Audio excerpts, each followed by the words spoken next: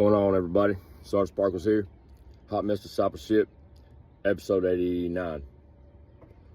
James chapter 5, verse 19 and 20.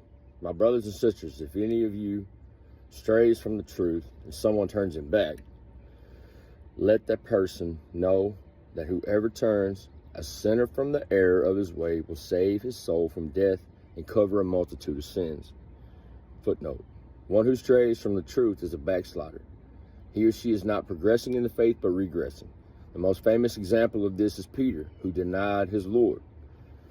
These verses are not so much about the backslider as they are about those around him or her.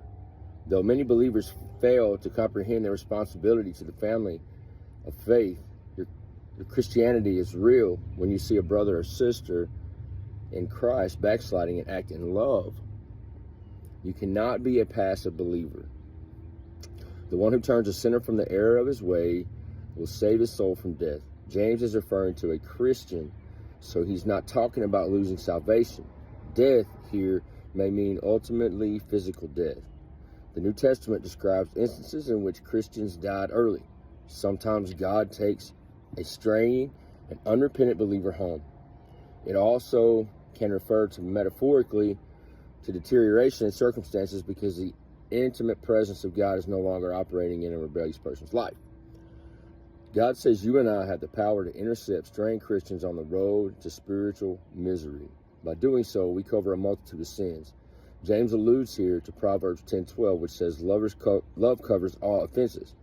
Believers can be used of God to provide a covering for past sins and lead an erring brother or sister to restoration.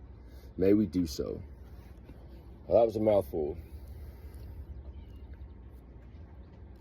If we're going to correct a straying brother or sister in Christ, the key is doing it in love. We have to do it with a loving attitude. That's what we're here to do. Love God, love others. Love you guys.